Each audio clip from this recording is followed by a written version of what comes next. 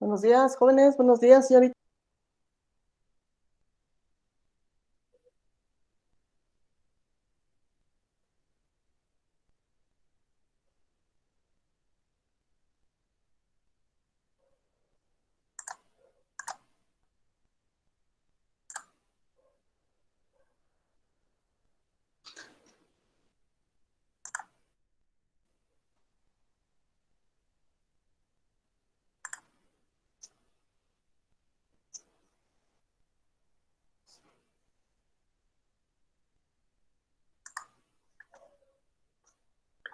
¿Me pueden decir qué ven en la pantalla, por favor?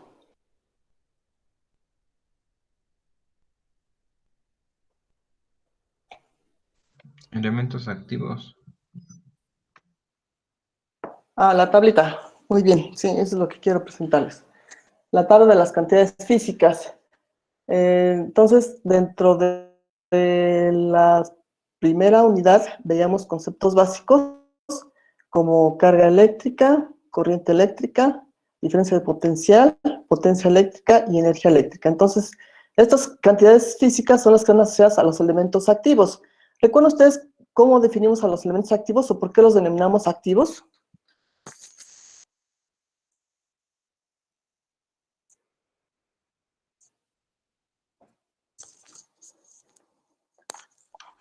Son aquellos que ¿Sí? ¿cómo se llama? Generan la energía eléctrica. Exactamente, generan energía eléctrica. Entonces, vienen siendo todo tipo de fuentes, eólicas, fotovoltaicas, centrales hidráulicas, centrales em, de ciclo combinado, todo tipo de fuente de energía eléctrica. Entonces, todos los elementos activos nos generan estas cantidades físicas. Todas estas cantidades físicas están asociadas con los elementos que vamos a ver más tarde acá como los elementos pasivos. Los elementos pasivos, ¿cómo conocemos a los elementos pasivos? ¿Por qué los denominamos pasivos?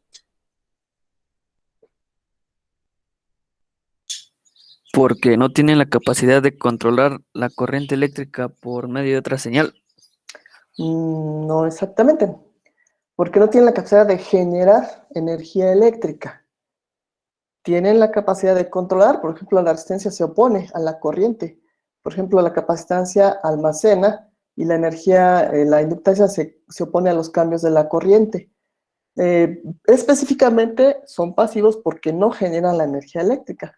Entonces, cada uno de estos elementos está definido en base a principalmente corriente, voltaje y potencia. Entonces, la corriente, recuerden ustedes que viene siendo el movimiento de cargas con respecto a tiempo, movimiento de cargas con respecto a tiempo. La diferencia de potencial, el trabajo que se realiza sobre cada una de las cargas. Y lo que nos interesa, la energía, que viene siendo la absorción de la cantidad de potencia que se maneja en un intervalo de tiempo. Dentro de lo que conocemos como los elementos pasivos, ya conocemos a la resistencia. A la resistencia es la posición del flujo de corriente eléctrica a través de un conductor. Entonces, aquí la resistencia está definida a través de la ley de Ohm, que ya mencionó su compañero, como resistencia igual a, aquí tenemos un detalle, es resistencia igual a voltaje sobre intensidad. Bien, entonces, vamos a ver que a partir de este tema 4, vamos a estar hablando de la inductancia. Vamos a ver que hay una modificación en cuanto al enfoque de estudio para el tema 4. El tema 4 se refiere precisamente a elementos almacenadores de energía. Veíamos entonces que la resistencia se va a oponer a el paso de la corriente, pero la inductancia y la capacitancia se van a enfocar a almacenar la energía. Entonces, la resistencia la disipa, la convierte en calor. La capacitancia o el capacitor y la bobina o la inductancia la van a almacenar. Entonces, por eso aquí el título de nuestro tema 4 es elementos almacenadores de energía. Vamos a tomar en cuenta ahora el capacitor y a la bobina para generar el análisis de circuitos de primer orden. Cuando combinamos ya lo que es la resistencia con capacitor o con bobina, ya estamos hablando de otro tipo de circuito, diferente al que vimos inicialmente. En los circuitos que veíamos inicialmente, ya fuera aplicando ley de Ohm, leyes de Kirchhoff, o resolviendo mallas, nodos, aplicando teoremas, todas las ecuaciones que obteníamos eran ecuaciones de tipo algebraica, de tipo numérica, que resolvíamos con métodos clásicos de matemáticas, de aritmética, de álgebra.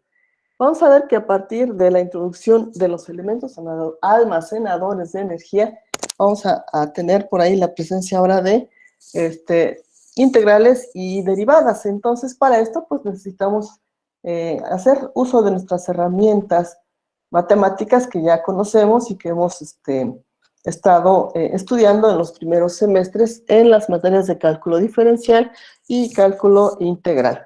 Entonces, aquí vamos a cambiar el punto de vista de análisis de nuestros circuitos porque vamos a introducir elementos almacenados de energía y circuitos.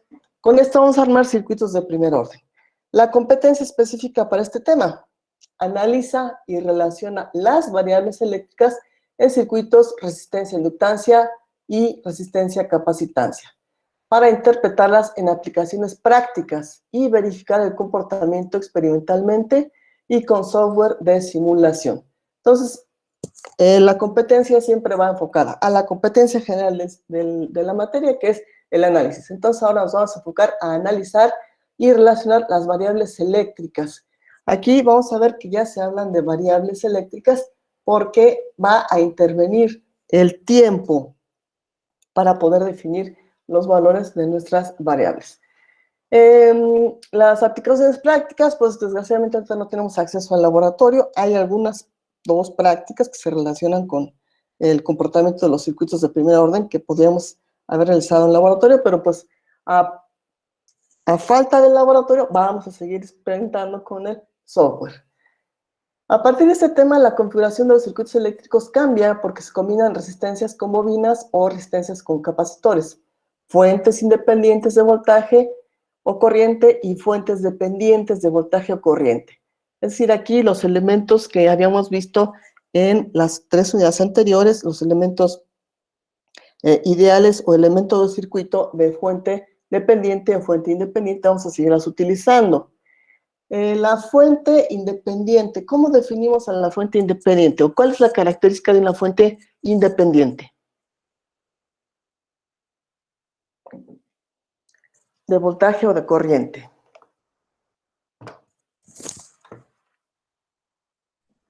Genera su propia energía eléctrica. Sí, genera la energía eléctrica. ¿Y las dependientes o controladas? Necesitan de otro tipo de fuentes, bueno, o señales para que generen la energía. Bueno, o tenga. Sí, sí. De hecho, dependen o son controladas, los valores de estas fuentes son controlados por el parámetro, cualquier otro parámetro que esté dentro del circuito, ya sea corriente o voltaje. Y recuerden ustedes que usamos simbologías diferentes para una y otra. Entonces vamos a seguir utilizándolas en la combinación que vamos a hacer de resistencias con bobinas y resistencias con capacitores. Las cantidades físicas a calcular son instantáneas, esto es lo importante. ¿A qué nos referimos cuando hablamos de cantidades físicas instantáneas?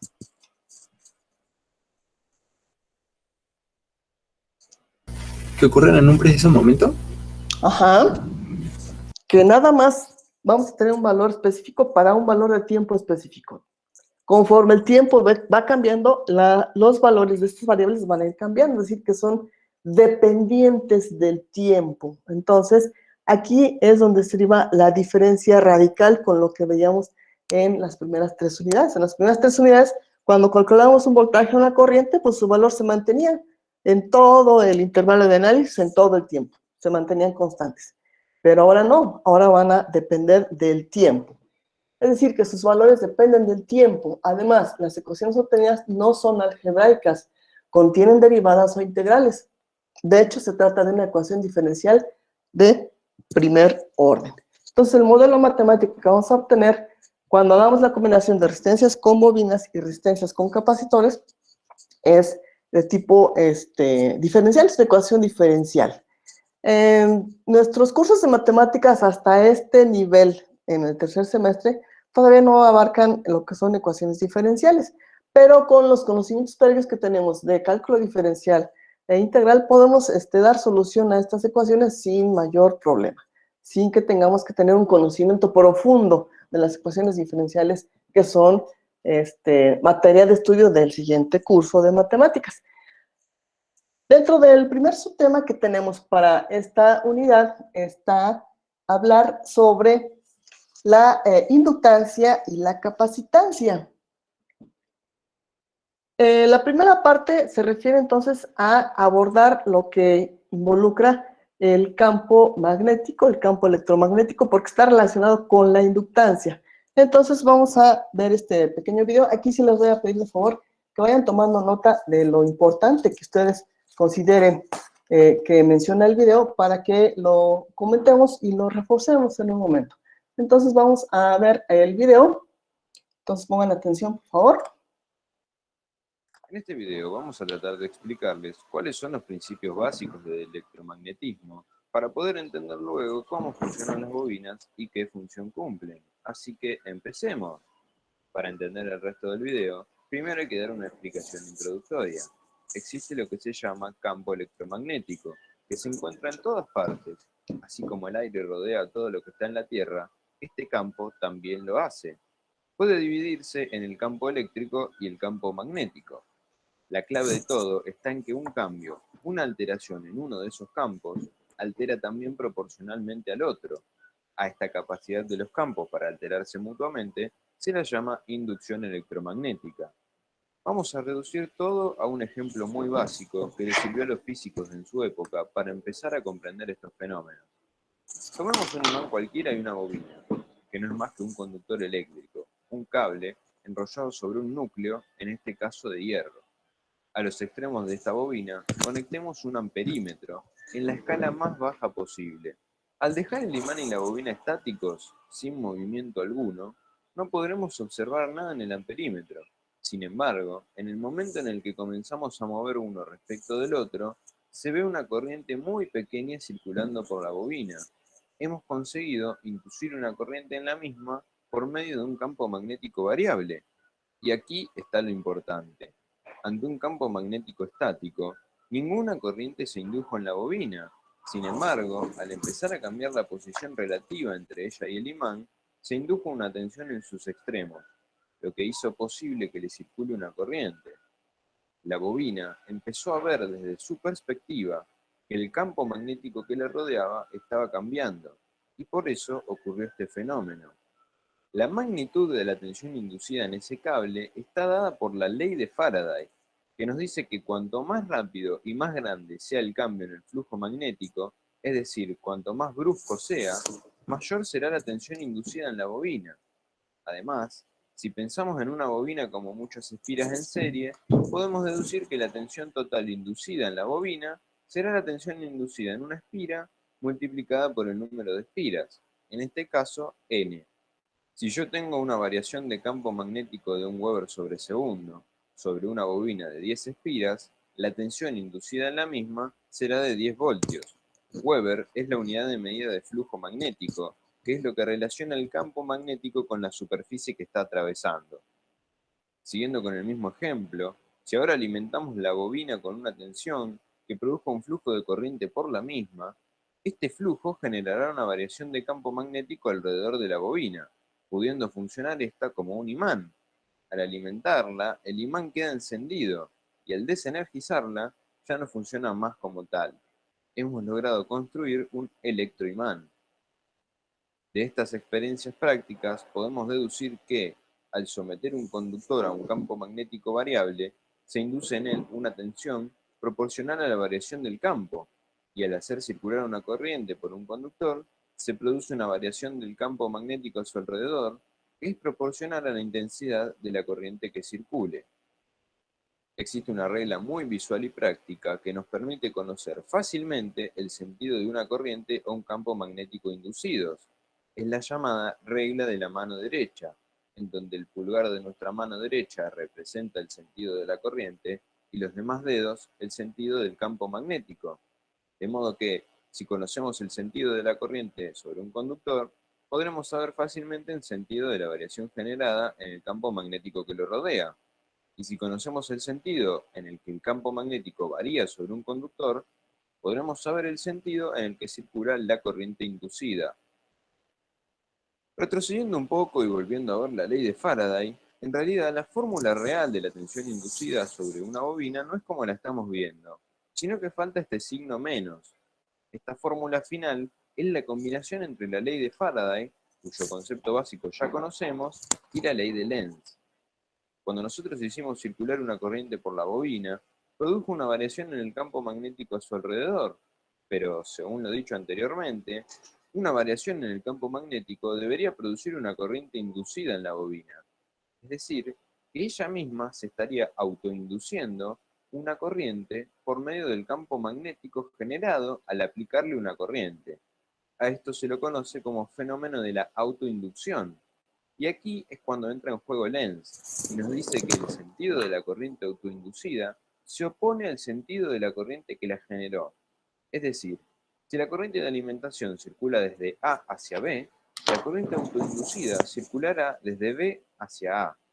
Y esta corriente también producirá una tensión de polaridad inversa a la de alimentación, llamada fuerza contraelectromotriz o FCEM, por lo que la tensión entre los extremos de la bobina será la diferencia entre la tensión de alimentación y la fuerza contraelectromotriz. Esto quiere decir que la bobina siempre se opone a los cambios, a las variaciones de la corriente que circula por ella.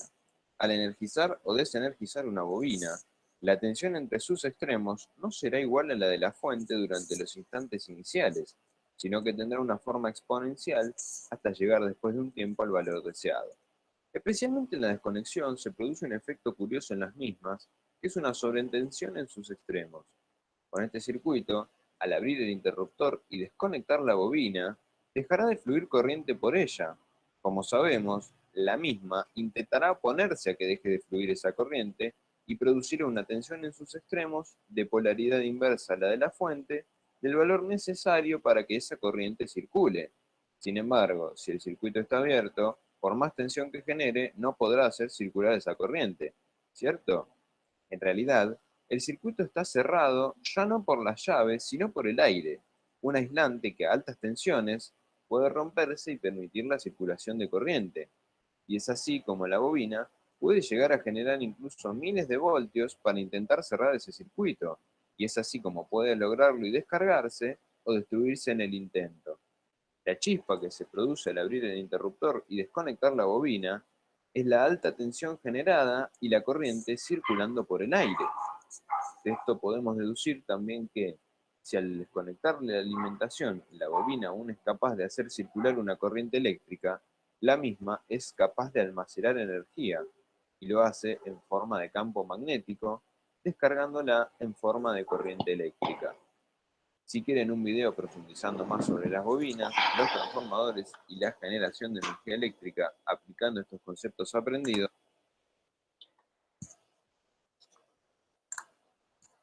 Bien, aquí hay cuestiones importantes que se mencionan en el video. Definieron inicialmente al campo electromagnético. ¿Qué se dijo de importante del campo electromagnético?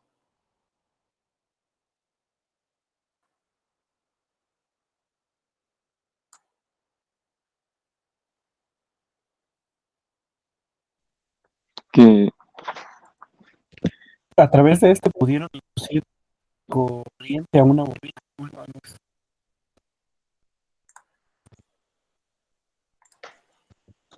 Exacto, el campo magnético tiene entonces presencia en todo lo que nos rodea. Entonces, en el curso de electromagnetismo se estudia por separado lo que es el campo magnético. ¿Ya llegaron en electromagnetismo a este punto, al tema de electromagnetismo? No. Bueno, entonces aquí tenemos que la electricidad y el magnetismo se relacionan constantemente. Lo que se hace en física, en los cursos de física, es estudiar por separado primero al campo eléctrico y después a el magnético. Pero en realidad, pues vienen siendo un solo, un solo fenómeno, asociados uno con el otro. Como se mencionó entonces, cuando cambia el campo eléctrico, también cambia el campo magnético.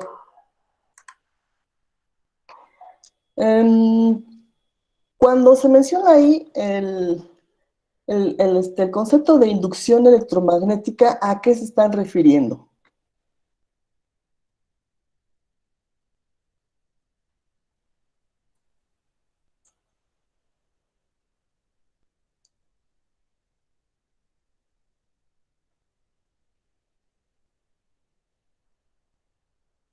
Cuando se habla de inducción electromagnética.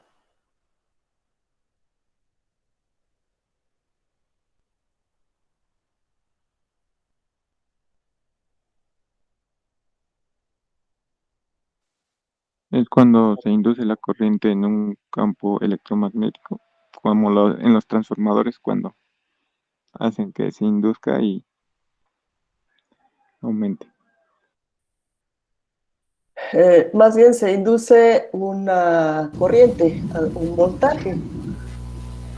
Este efecto de presencia de corriente y de voltaje aparentemente de la nada es consecuencia de el efecto de inducción. Entonces, vamos a tener que va a haber la presencia de un voltaje o una corriente inducida. Pero hay condiciones que deben de cumplirse, que las mencionan ahí cuando dan el ejemplo de un imán y una bobina. ¿Qué condiciones deben de cumplirse para que pueda aparecer la corriente o el voltaje inducidos? Que tiene que estar como en movimiento para... Tiene que ser variable, ¿no? Ajá, tiene que haber movimiento relativo. Tiene que haber un movimiento relativo entre lo que es el conductor, que es la bobina, y lo que es el imán. Entonces, una bobina es simplemente un alambre, el cual está enrollado en forma de resorte y a través del cual se hace pasar el campo magnético producido por el imán. Y como bien mencionan ustedes, si el imán se mueve hacia la bobina, entonces vamos a tener que hay corte de líneas de campo magnético, es decir, hay variación en el flujo del campo magnético. Y menciona ahí una ecuación, una ley, la ley de Faraday. ¿Qué dice sobre la ley de Faraday?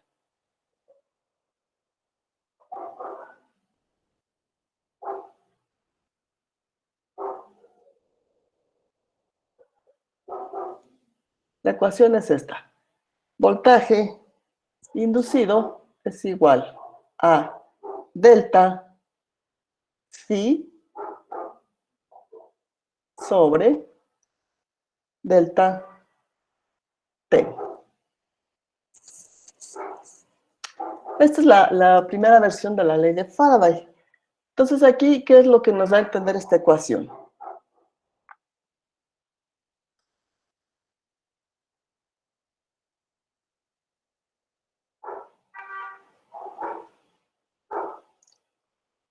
¿Qué tiene que ver esta ecuación con lo que ya se vio de manera experimental?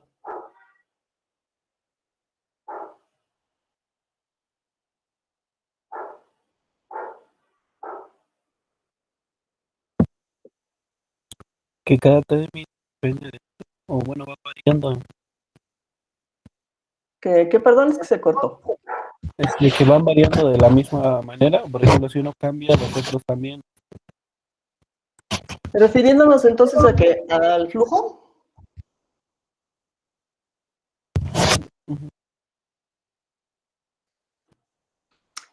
Bien, entonces Faraday descubrió que al introducir el imán dentro de la bobina y al haber variación de flujo con respecto a tiempo, va a existir un voltaje inducido. Este es un voltaje inducido.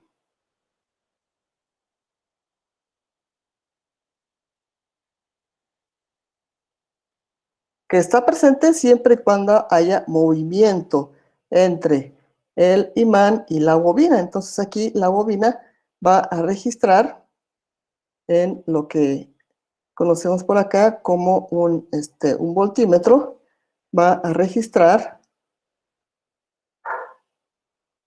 dicho voltaje.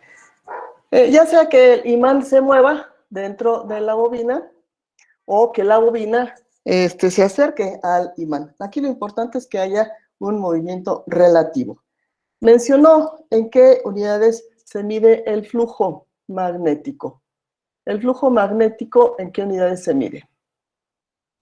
En Webers. En Webers. Y entonces el flujo magnético nos va a relacionar el número de líneas de campo magnético. El campo magnético se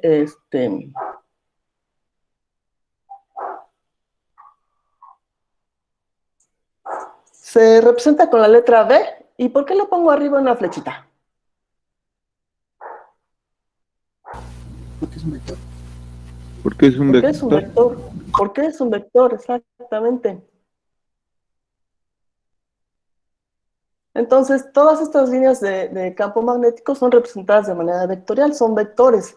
Entonces, el número de líneas o de campo magnético por unidad de área que son cortadas por la sección transversal de la bobina me va a definir la cantidad de flujo que se está cortando a través de las espiras de la bobina. Entonces, a mayor número de espiras, como dices compañero, hay una variación proporcional. Vean ustedes, el voltaje inducido va a ser proporcional al número de espiras, perdón, al número de líneas de campo magnético que se estén cortando en la unidad de tiempo, ¿sí? Entonces, esta es mi primera ecuación de Faraday, que vamos a ver más adelante, nos va a relacionar a el concepto que nos interesa. Un concepto asociado a lo que es el elemento físico, que es la bobina.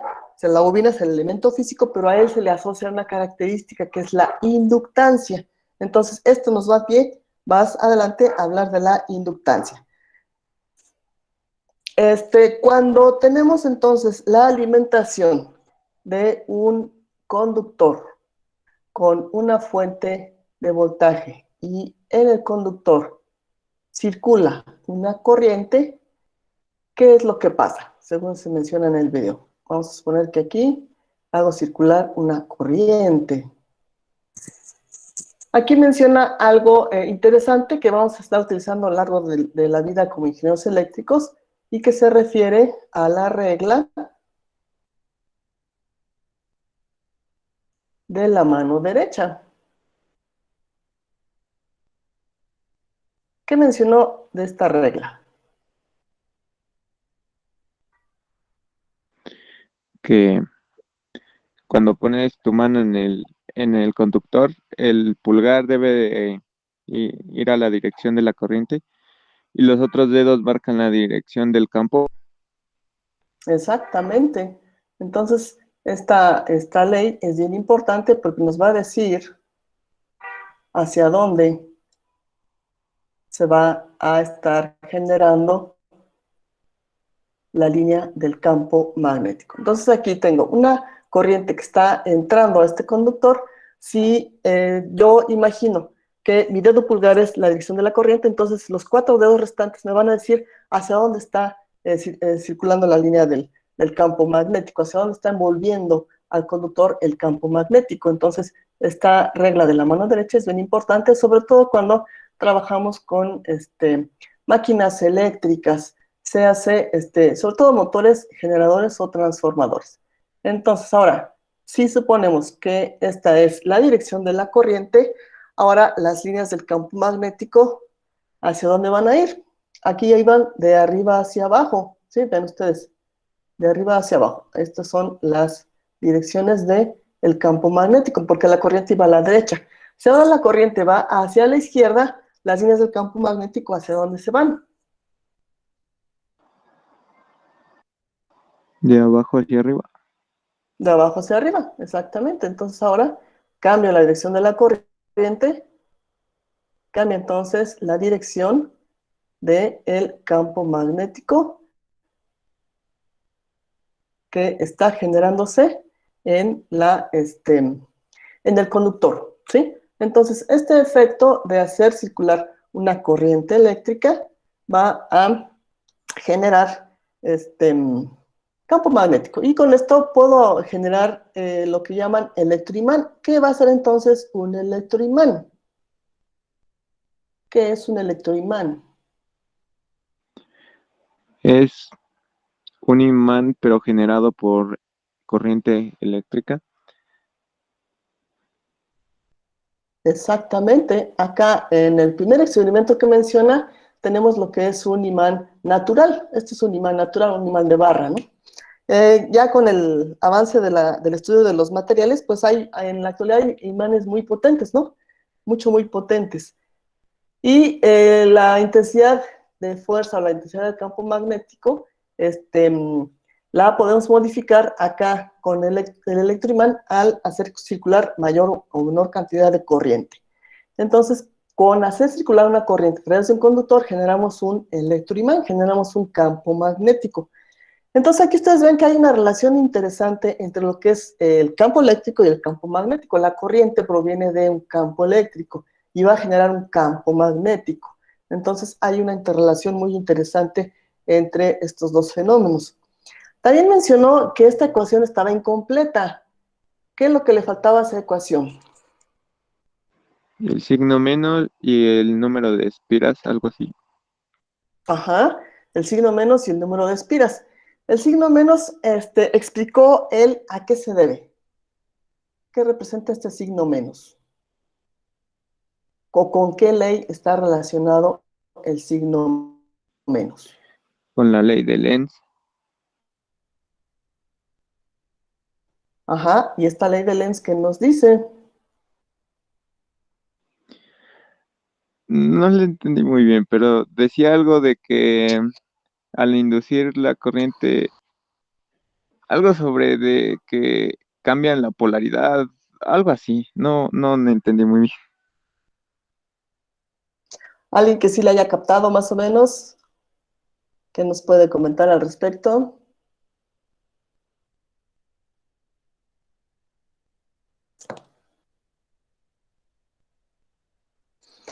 Pues básicamente nos dice que la corriente que se induce en la bobina va a generar a su vez otra corriente de dirección contraria y un voltaje de polaridad contraria que se opone al efecto que lo está produciendo. Es decir, hay una oposición al cambio. Entonces, esta oposición se representa con el signo menos. Y mencionó la presencia de una fuerza contra electromotriz. El voltaje que se obtiene, lo que describe Faraday, viene siendo un voltaje inducido, conocido como la fuerza electromotriz. ¿La fuerza electromotriz en qué se mide?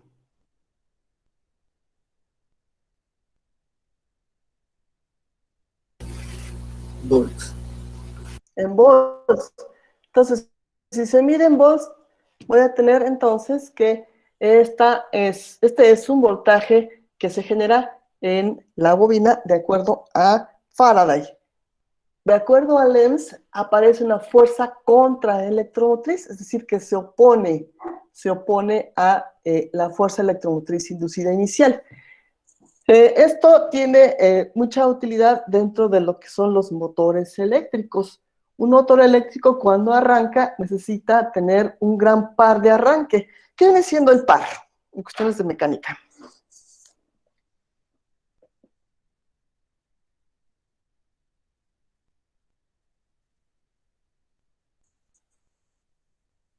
Ya llevaron mecánica, están llevando mecánica, ¿no? Física clásica, mecánica clásica. O en algún curso de física de su bachillerato. ¿Qué es el par?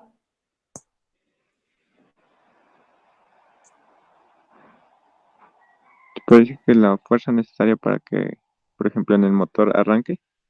Exacto, la fuerza necesaria para que en el motor el rotor empiece a dar vueltas, sobre todo si está conectado a alguna otra máquina que tenga que mover. Entonces necesita una fuerza para poder empezar a mover esa carga, esa máquina. Entonces el motor tiene que absorber muchísima corriente para poder lograr esa fuerza necesaria, porque el par depende de la corriente. Pero los devanados del motor generalmente son de resistencia eléctrica muy baja.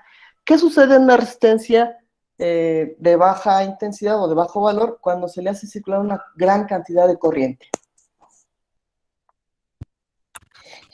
Se calienta. Se calienta, inclusive llega a quemarse. Entonces, la presencia de la fuerza contraelectromotriz en el motor tiene la finalidad de reducir en el momento del arranque de manera segura la corriente para que el motor no se queme. Entonces, esta fuerza contraelectromotriz tiene mucho sentido en el funcionamiento del motor, evita que se queme al momento de arrancar. Entonces, esta fuerza contraelectromotriz está representada con este signo menos. Entonces, esta ecuación ya está un poco más completa, en donde nos indica sobre la presencia de la fuerza contraelectromotriz y la ley del Lenz. ¿Qué otra cosa interesante vieron en el video?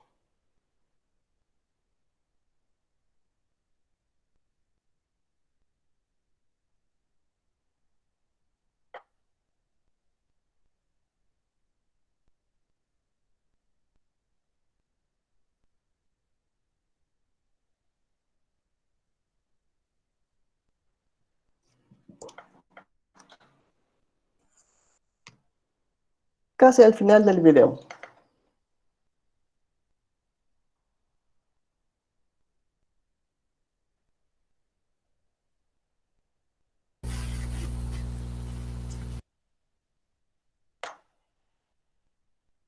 De cuando se abre el circuito.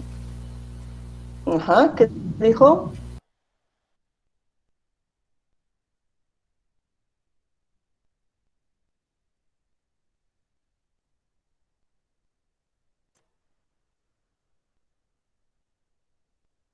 ¿Qué se dijo en esa parte?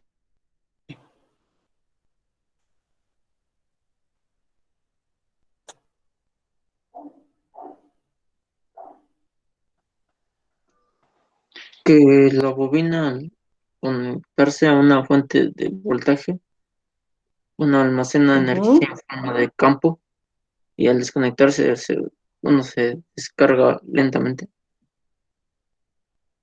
Exacto. Entonces, aquí vamos a tener que el principal efecto de una bobina cuando se conecta a una fuente de voltaje es almacenar energía. ¿En forma de qué?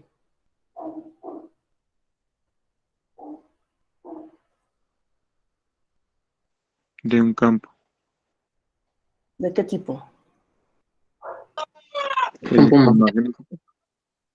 ¿Perdón? Magnético. Ajá, exactamente, en forma de un campo magnético. Entonces, la principal función de la bobina es almacenar energía en forma de campo magnético. ¿Sí? Entonces, acá ya lo mencionamos, campo magnético. Esa es entonces la principal función de la bobina. Entonces, todo este efecto de poder poder generar un voltaje inducido en la bobina o poder generar un campo magnético debido a una corriente, todo esto se asocia a la bobina con una característica que vamos a conocer como inductancia. Entonces, la inductancia pues se relaciona con cuestiones físicas de la construcción de la bobina. Vamos entonces por aquí a ver un pequeño mapa, un mapa conceptual, un mapa mental de la inductancia, en donde tenemos como... ¿Sí ven ahí el mapa? Sí. Sí. Ok. Entonces tenemos como ente central precisamente a la bobina. Entonces la bobina. Y como acabo de decir, a la bobina se le asocia un concepto físico que viene siendo la inductancia. La inductancia es la propiedad por la cual un inductor o bobina presenta oposición a cambio de la corriente. Esto se traduce en lo que nos decía la ley de Lenz, que fluye por él, medida en henrios o Henry. Su letra es H, entonces henrios va a ser la unidad de medida de la inductancia. Para la resistencia, ¿cuál es la unidad de medida? Ohmios. Ohmios u ohms, ¿sí? Entonces, para la bobina, la característica asociada, que es la inductancia, será medida en henrios. Aquí tenemos entonces que la ecuación de la inductancia. ¿De qué depende la inductancia? Aquí tenemos, vamos a identificar la inductancia con la letra L mayúscula, y aquí la ecuación de la inductancia me dice que es proporcional al número de vueltas al cuadrado por mu, por el área, sobre la longitud. N en mayúscula es el número de vueltas, y se menciona en el video que a mayor número de vueltas va a haber más voltaje inducido, porque la bobina es como si tuviéramos varias bobinas en serie. Entonces, el voltaje inducido se va a ir sumando. Entonces, la inductancia va a ser directamente proporcional al número de vueltas al cuadrado por mu. Mu viene siendo la permeabilidad del medio. La permeabilidad es como una constante asociada a el material de manera interna, es decir, cómo están interconectados los átomos, qué cantidad de magnetismo, de líneas magnéticas son capaces de generar. De ahí que sale la clasificación de los elementos ferromagnéticos, diamagnéticos y paramagnéticos, que eso es muy parecida a la clasificación que se hace de los materiales conductores, aislantes y semiconductores. Entonces hay algunos que son buenos para conducir electricidad, hay unos que no, y hay los que la aíslan. Lo mismo para los materiales, hay materiales que son buenos para producir líneas de campo magnético, otros no tan buenos y otros que definitivamente no permiten la aparición de campo magnético. Entonces, es proporcional a esta característica. Obviamente depende del material que estemos hablando. A viene siendo la sección transversal de la bobina. Entonces aquí, a mayor sección transversal, voy a tener entonces mayor inductancia. E inversamente proporcional a la longitud. Entonces, para una bobina bastante larga, la inductancia se disminuye porque el establecimiento de las líneas del campo magnético se ve con mayor dificultad porque tiene que recorrer gran distancia para poder cerrar el circuito magnético. Entonces, estos son los parámetros físicos de los cuales depende la inductancia. Número de vueltas, permeabilidad del material, la sección transversal o el área y la longitud. De aquí entonces tenemos que la inductancia tiene ciertas aplicaciones. En circuitos de audio, cuando hablamos de transformadores, en fuentes, rectificadoras, en electroimanes, en motores, etcétera, y en relés, por ejemplo. Entonces, cuando hablamos de bobina o inductor, estamos hablando prácticamente de lo mismo. Un inductor consta de una bobina de alambre conductor. Un inductor es un elemento pasivo diseñado para almacenar energía en su campo magnético.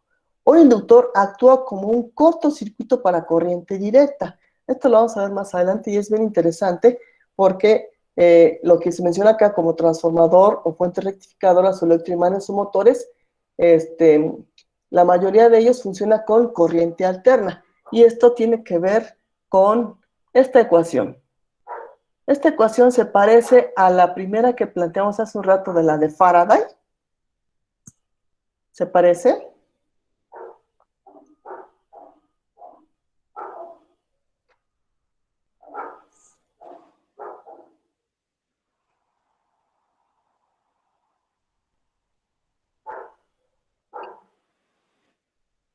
Un poco. ¿En qué se parece? ¿En qué se parece? En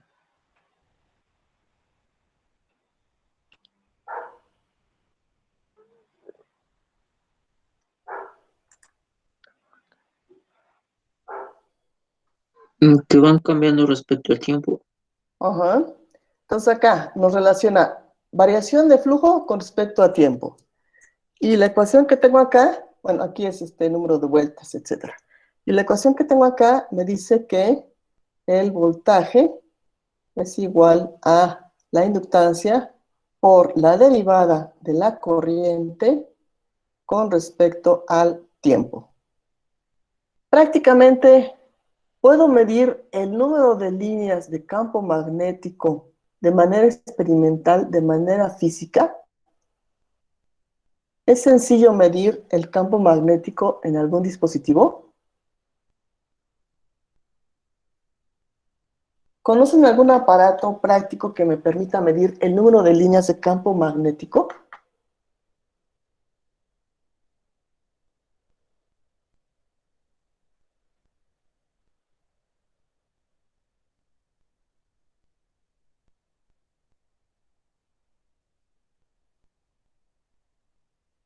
¿Sí existirá algún aparato que haga esto?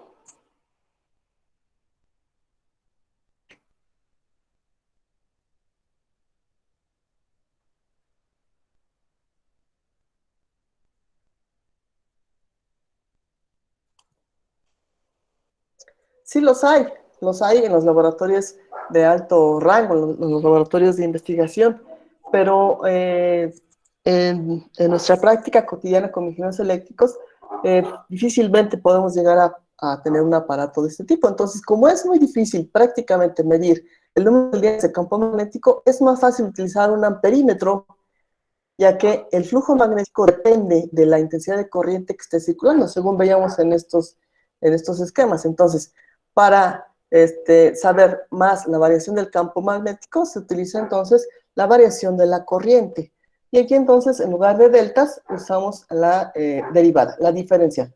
La diferencial de corriente con respecto a la diferencial de tiempo. Entonces, el voltaje para una bobina, el voltaje inducido va a ser igual a la inductancia por la derivada de la corriente con respecto al tiempo.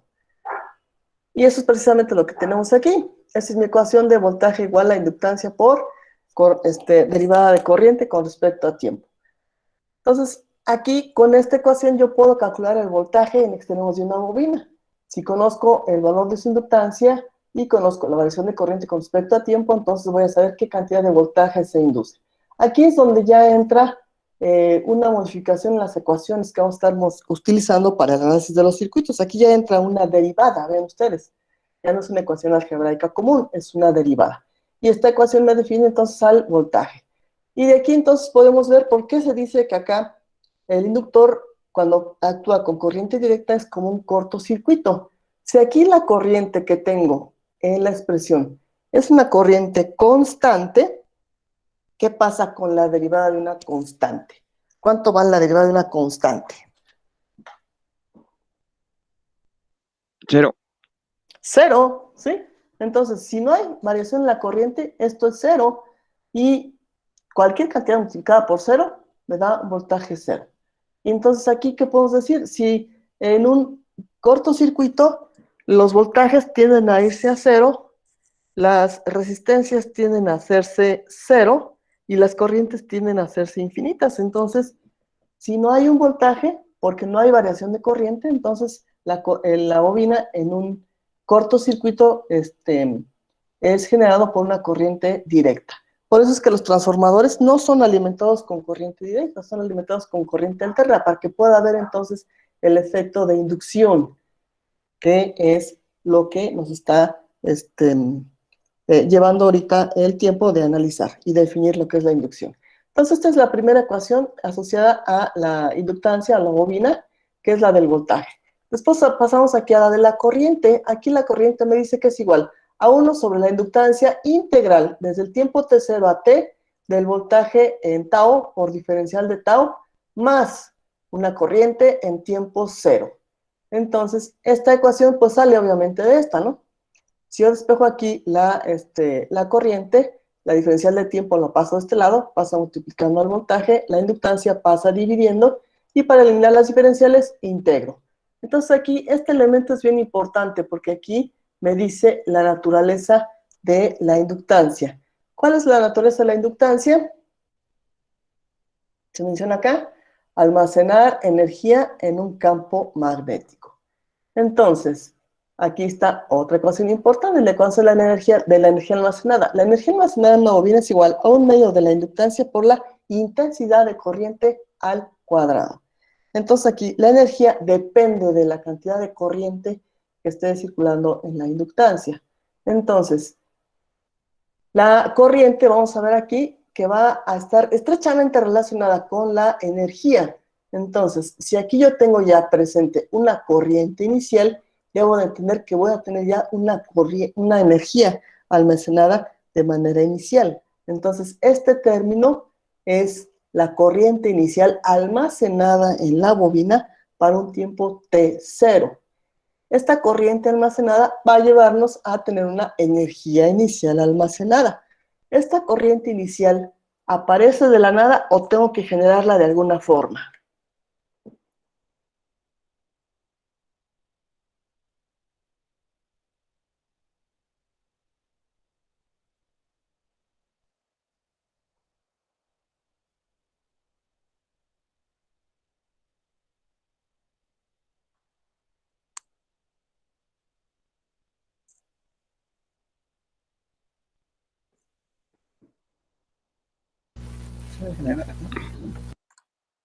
La tenemos que generar. Es obvio que tenemos que conectar una fuente de voltaje o energía antes de empezar el análisis en la bobina para poder tener una energía inicial almacenada y aprovechar entonces el efecto del almacenamiento de energía. Entonces, aquí recuerden ustedes que la energía no se crea ni se destruye, sino que solamente se transfiere, en este caso. Se transfiere de la fuente de voltaje a la bobina. Y posteriormente la bobina la libera. Entonces, estas son los... bueno, nos falta por acá. Al igual que las resistencias, las inductancias pueden conectarse en serie o en paralelo. En serie, para obtener una inductancia equivalente, voy a tener que sumar las inductancias parciales, que todas estén conectadas en serie, para obtener un valor representativo de todas ellas. Y en paralelo va a ser 1 sobre la inductancia equivalente, igual a la suma de los inversos de las inductancias. Entonces, este mapa mental está en Moodle y nos ayuda bastante para lo que son los inductores. ¿Qué tenemos ahora en la pantalla? ¿Qué es lo que están viendo?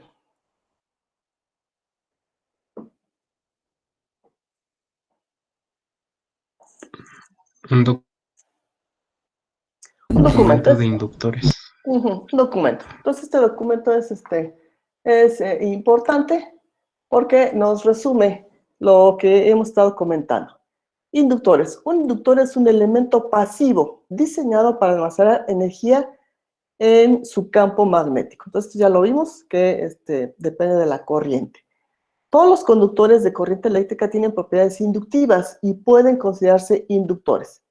Pero para aumentar el efecto inductivo, un inductor práctico suele formarse de una bobina cilíndrica con muchas vueltas de alambre conductor, como el que se aparece aquí en la figura.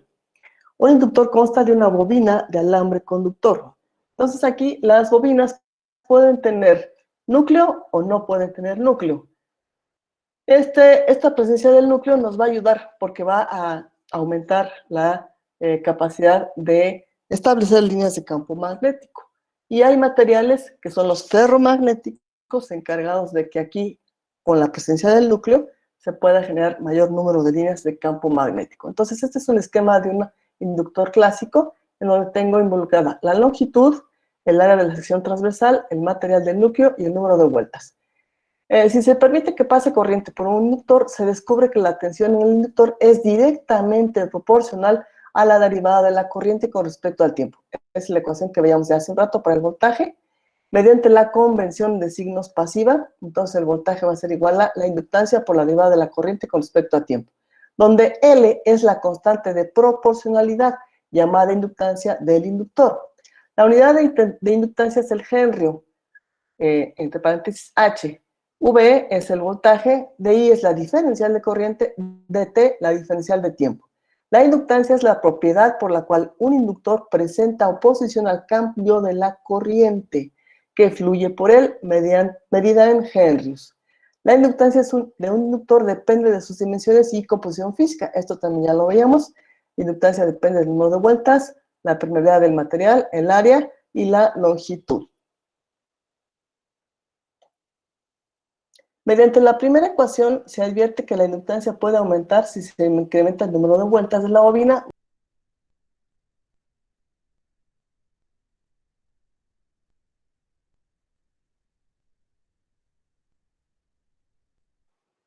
Perdón, se me fue el internet. ¿Hasta dónde me alcanzaron a escuchar?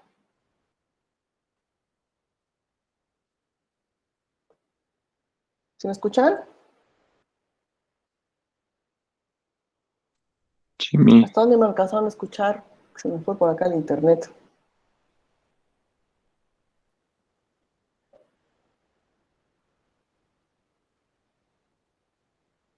Lo de la parte de las bobinas, mis creo. Donde mencionamos que se comportan como cortos. Donde se eliminan las diferenciales. Ah, ya. Ahí. Bueno, entonces aquí, ¿sí alcanzan a ver qué tengo en la pantalla?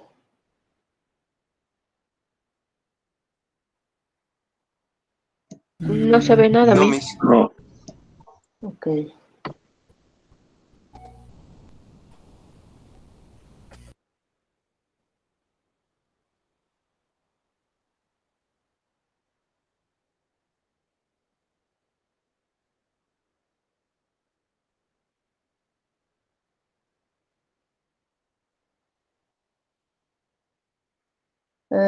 ¿Qué tenemos ahorita a la vista? el mapa. El mapa conceptual. Ah, bueno. Entonces vamos a ir a remarcar las ecuaciones de voltaje, intensidad, energía e inductancias equivalentes. Entonces, estas ténganlas bien en cuenta, ¿sí? Porque vamos a estarlas trabajando continuamente. Entonces, vamos a pasar aquí a un ejemplo sencillo, en donde tenemos la aplicación de una de estas ecuaciones. Entonces, hasta aquí, resumiendo, ¿creen ustedes que es importante saber qué es la inductancia?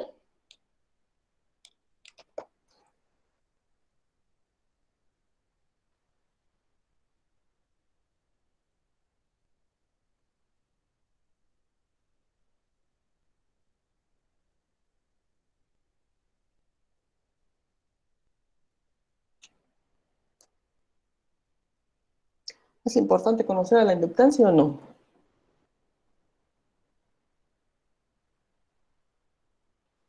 Para nosotros, como ingenieros eléctricos, yo digo que sí. Sí, porque es el fundamento de la mayoría de las máquinas eléctricas que vamos a estar manejando. Bien, entonces aquí tenemos un primer ejemplo. ¿Sí ven el enunciado? ¿Qué dice el enunciado? Ejemplo 1. La tensión es un inductor de 200 milihenrios. Está dada por voltaje tiempo igual a 3t al cuadrado más 2t más 4 volts. Para t mayor a 0, determine la corriente IT que circula por el inductor. Suponga que I0 o inicial es igual a 1 ampere. Bien, entonces aquí tenemos, hay que identificar datos. Entonces, identificando datos vamos a tener L. ¿Cuánto vale L? 200 milihenrios. Milihenrios. Cuando hablo de 200 milihenrios, en henrios, ¿a cuántos equivale?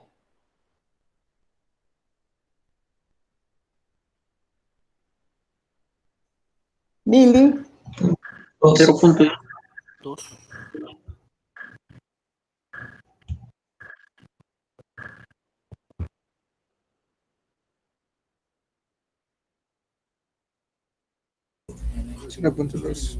ajá, ajá, entonces es 10 por 10 a la menos 3 henrios.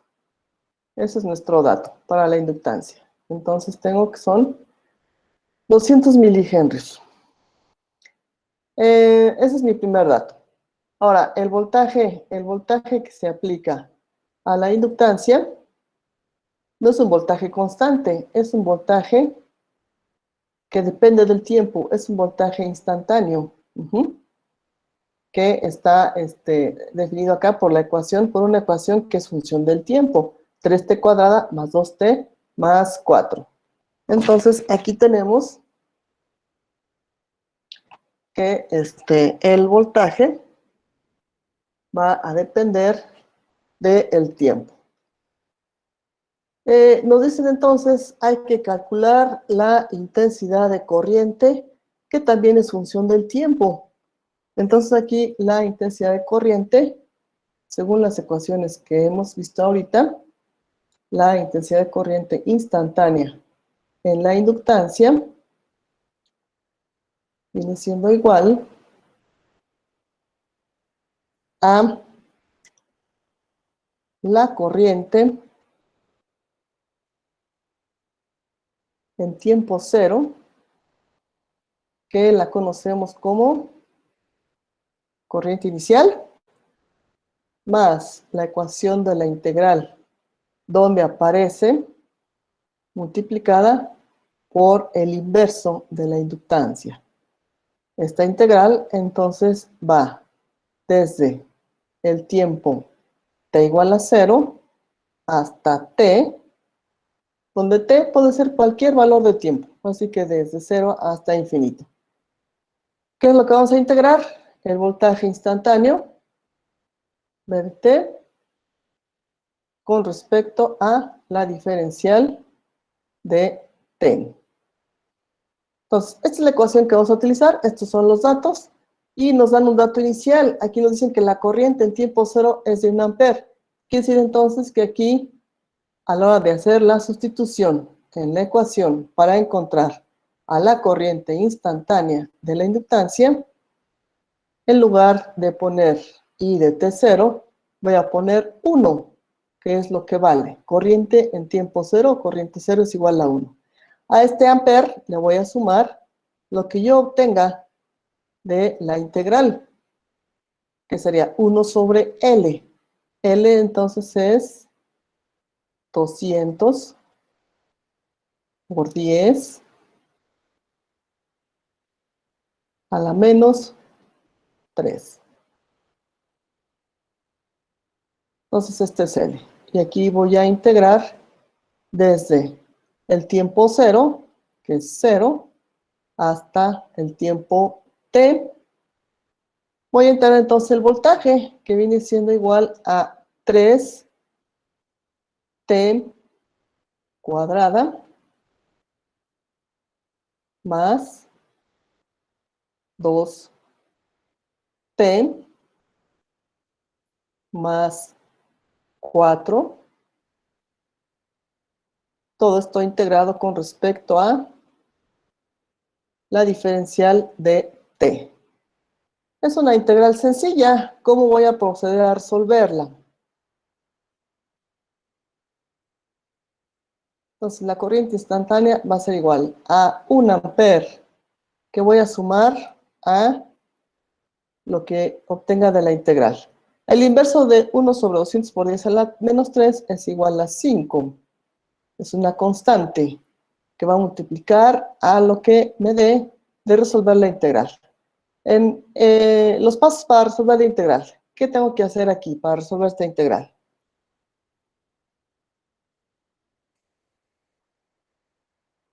A ver, cuéntense por allá de sus... Integrar cada término. Integrar cada término. Aquí este primer término lo tengo acompañado con una constante. Entonces las constantes en las integrales las pongo fuera de la integral y voy a integrar nada más lo que es la variable, que en este caso mi variable es t cuadrada. Entonces voy a integrar con respecto a t. Entonces integral de t cuadrada diferencial de t.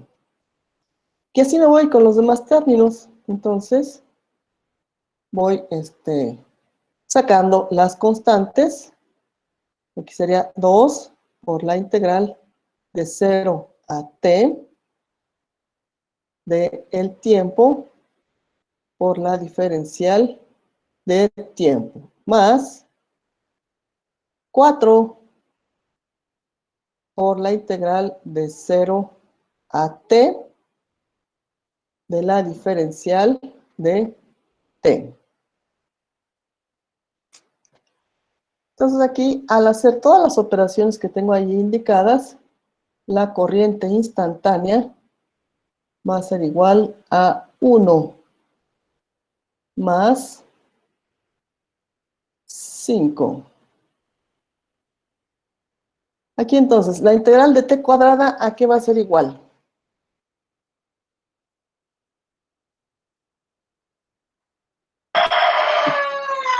T cúbica sobre 3. Ajá. T cúbica sobre 3.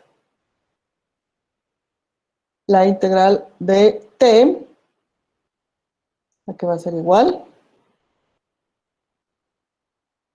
T cuadrado sobre 2. T cuadrada sobre 2. Y la integral de la diferencial de t, T. t.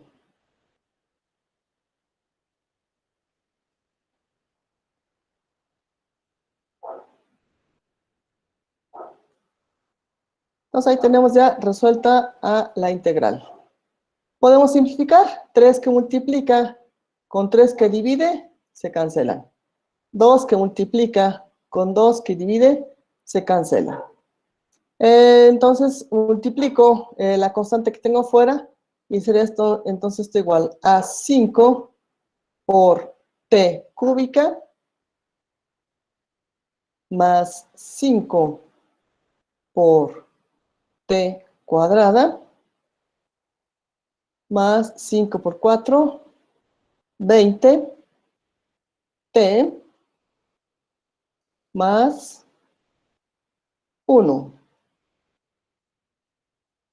Y estos son amperes. Entonces, esta es la expresión de mi corriente instantánea para esta inductancia. Esta expresión nos sirve para saber cuánto vale la corriente en cualquier instante de tiempo. Si yo quisiera conocer cuánto vale la corriente para t igual a 1 segundo, ¿qué tendría que hacer? Esta es una expresión general, para la corriente instantánea, para cualquier valor de tiempo. Si yo quisiera conocer cuánto vale la corriente en un tiempo de 1 segundo, ¿qué tengo que hacer? Sustituimos el valor de t. Ajá. Entonces, la corriente para un tiempo de 1 segundo va a ser igual a 5 por 1 al cubo más 5 por 1 al cuadrado más 20 por 1 más 1. Entonces aquí, a ver quién es favor de hacer la cuenta. ¿Cuánto vale la corriente en un tiempo de 1 segundo? Ahora que serían 5. Aquí entonces 1. ¿Perdón? 5 más 5 más 5, 10 más 20, 30 más 1, 31 amperes. ¿Sí? Entonces, esto es la corriente para un valor específico del tiempo. Esta es entonces la respuesta del ejercicio. Esta es la corriente instantánea y esta es la corriente para un instante de tiempo determinado, en el caso en que nos la pidieran. ¿De acuerdo? Entonces, vean la diferencia en el método para trabajar con, con circuitos de primer orden. Preguntas sobre este primer ejercicio, dudas.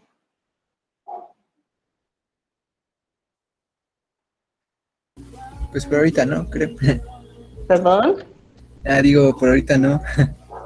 Bueno, ese es el primer ejercicio, es de los sencillos, ¿eh? Sí. Aquí nada más es cuestión de recordar nuestros conocimientos del cálculo integral y del diferencial.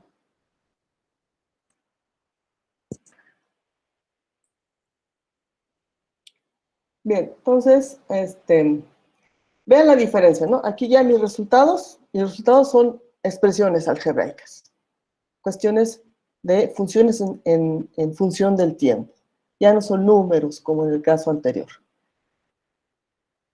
Aquí tengo otro ejercicio. ¿Qué dice este ejercicio?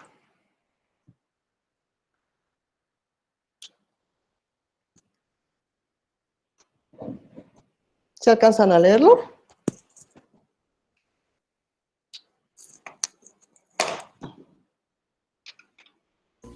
Sí, mis. ¿Qué dice?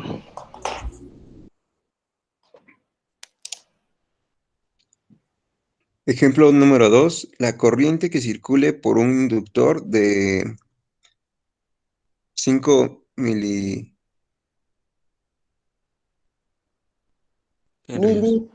Milihenrios, ajá. milihenrios se muestra en la figura. Determine la tensión del inductor en tiempo igual a 1, 3 y 5 milisegundos. De acuerdo. Entonces aquí tengo un ejemplo. Ahora me están dando la corriente. En el ejemplo anterior me la preguntaban, ¿sí recuerdan? En el ejemplo anterior me daban el voltaje, y me pedían la corriente. En el ejemplo anterior, el voltaje me lo daban como una ecuación. Ahora me están diciendo que para una inductancia de 5 milihenrios, que serían 5 por 10 a la menos 3 henrios, tengo una corriente dada por esta gráfica. Ahora no me dan una expresión, no me dan una ecuación, me dan una gráfica. Y me están pidiendo determinar el voltaje inducido en la bobina. Ahora, me dan corriente y me piden voltaje. Entonces aquí, si yo analizo la gráfica, ¿qué comportamiento tiene mi corriente? Aquí, en el eje horizontal tengo el tiempo. El tiempo está dado en milisegundos. Quiere decir que aquí son 2 por 10 a la menos 3 segundos, 4 por 10 a la menos 3 segundos, 6 por 10 a la menos 3 segundos. Y que aquí la corriente máxima llega a un valor de 10 amperes, pero que la corriente es instantánea. ¿Qué puedo decir del comportamiento de la corriente de 0 a 2 milisegundos? En cálculo diferencial vieron gráficas, en matemáticas vieron gráficas, supongo. ¿Sí estoy en lo correcto?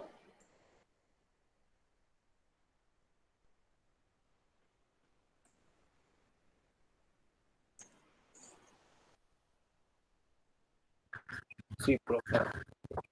De acuerdo. Entonces, ¿qué comportamiento tiene la corriente en el tiempo de 0 a 2 milisegundos? ¿Es creciente? Es creciente, es una recta creciente, con pendiente positiva, ¿de acuerdo? Entonces aquí tengo, para tiempo 0, la corriente vale 0. Conforme el tiempo va incrementándose, la corriente va incrementándose. Incremento tiempo, incrementa corriente. Y de tal forma que al llegar a 2 por 10 a la menos 3, llego al máximo de 10 amperes. ¿Qué comportamiento tiene ahora de 2 a 4 milisegundos? Es constante. Es constante, se mantiene en un valor de 10. ¿Y qué comportamiento tiene ahora de 4 a 6?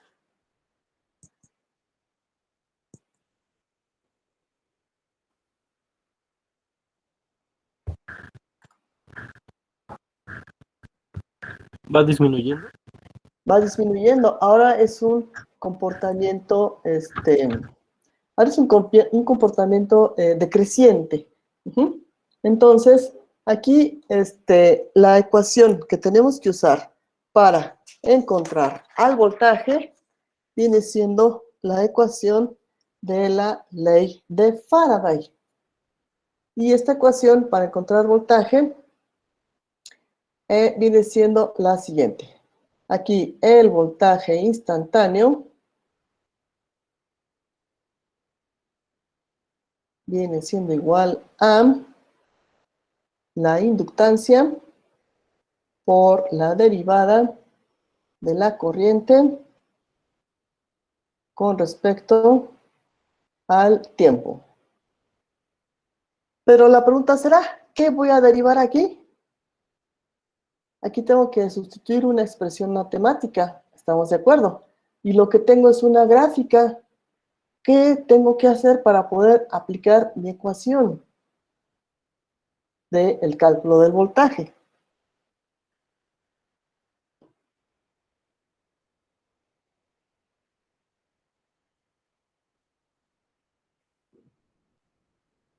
Encontrar las pendientes. Encontrar las ecuaciones. Perdón, encontrar las ecuaciones. Encontrar las ecuaciones algebraicas para que pueda yo hacer la sustitución aquí en la expresión de la corriente. Pero tengo que hacerlo por intervalos. Es decir, aquí tengo que definir a la corriente instantánea en un primer intervalo, que sería desde el tiempo t mayor que 0 hasta un tiempo t menor a 2 milisegundos. Definir a la corriente entonces en el siguiente intervalo, que sería de un tiempo t mayor a 2 milisegundos hasta 4 milisegundos. Y definir entonces la expresión de la corriente para un tiempo t mayor de 4 milisegundos hasta 6 milisegundos. La razón que lo tengo que hacer por intervalos, ¿cuál es? Porque las pendientes varían en esos 3 intervalos. Exactamente, porque las pendientes cambian. Aquí tengo una pendiente positiva. ¿Por qué puedo decir que es una pendiente positiva? Hacia arriba. Porque va hacia arriba y porque el ángulo que forma con respecto a la horizontal es menor de 90 grados, ¿sí? Y acá, porque va decreciendo, va hacia abajo, y aquí el ángulo con respecto a la horizontal es mayor de 90 grados. Entonces aquí las expresiones de corriente instantánea para el primer intervalo y para el segundo van a ser diferentes, porque las pendientes son diferentes. Y en el intervalo intermedio voy a tener una ecuación diferente, porque aquí no hay variación, aquí la corriente está constante. Entonces, debo de entender que al final, para encontrar el voltaje, no voy a encontrar una ecuación única para el voltaje, voy a encontrar 3, porque las corrientes tienen 3 ecuaciones diferentes para cada intervalo de tiempo. Entonces, mis ecuaciones de voltaje van a ser diferentes, ¿de acuerdo? Bien, este es un ejercicio un poco más laborioso. Esta es la introducción. Vamos a dejarlo hasta aquí. Si quieren empezar a trabajarlo, pueden hacerlo. ¿Qué ecuación de la recta puedo utilizar para encontrar las pendientes? Hay una ecuación muy básica que me dice que y menos y1 es igual a m por x menos x1. Es una ecuación que me permite encontrar una recta a partir de 2 puntos, donde m es la pendiente y la calculo con el cociente de la diferencia de y2 menos y1 sobre x2 menos x1. X2 y Y2, X1 y Y1 son las coordenadas de los puntos. Entonces, para el primer intervalo puedo tomar este primer punto y este segundo punto. Entonces, aquí puedo decir que este es el punto número 1 y este es el punto número 2. Entonces, definiendo aquí las coordenadas de ambos puntos y siguiendo la ecuación, voy a poder encontrar en primera instancia la corriente. En el eje Y de mi gráfica, ¿qué variable eléctrica tengo? En el eje vertical, ¿qué variable eléctrica La corriente. tengo? la corriente. Entonces, para mí, Y va a ser la corriente instantánea. Y en el eje X, en el eje horizontal, ¿qué variable tengo? El tiempo. El tiempo. De acuerdo. Entonces, cuando yo vaya trabajando mis ecuaciones por intervalos, voy a ir sustituyendo por aquí tanto las coordenadas en x1 y x2 para el punto 1 y para el punto 2 y mis variables. De tal forma que al final yo voy a obtener una ecuación de corriente en función del tiempo. Bueno, entonces si quieren intentarlo hacer, esa es mi ecuación con la que voy a trabajar para encontrar las ecuaciones de las corrientes y esa es la ecuación con la que voy a trabajar para encontrar los voltajes. ¿De acuerdo? Inténtenlo hacer y lo vemos en la siguiente sesión. Entonces, de aquí, lo importante. En esta primera sesión vamos a cambiar el enfoque del análisis de los circuitos. Vamos a trabajar con variables del tiempo, variables instantáneas. Voy a trabajar ya con elementos almacenados de energía. En este caso, el primer elemento es la inductancia, que tiene la capacidad de inducir voltaje a partir de la variación de campo magnético en las espiras de la inductancia. La inductancia va a depender entonces de parámetros físicos como son el número de vueltas, la longitud, el área y el material del cual esté hecho. La inductancia entonces es una medida de la oposición de cambios en corriente para el elemento. La inductancia va a guardar energía en forma de campo magnético y tiene la capacidad de almacenar corriente. Eso es lo más importante que vimos el día de hoy. ¿Alguna pregunta, algún comentario sobre el tema de hoy? No, Miss. Muy bien, entonces continuamos nuestra clase en la siguiente sesión y hagan el favor de anotar su nombre en el chat para la asistencia del día de hoy. ¿Por qué? Anota su nombre, perdón, y se retira. Y nos vemos para el día miércoles. Hasta el miércoles mismo. Hasta el miércoles. Hasta luego, Miss. Hasta luego, que estén muy bien. Hasta luego, Miss, buen día. Hasta luego, buen día.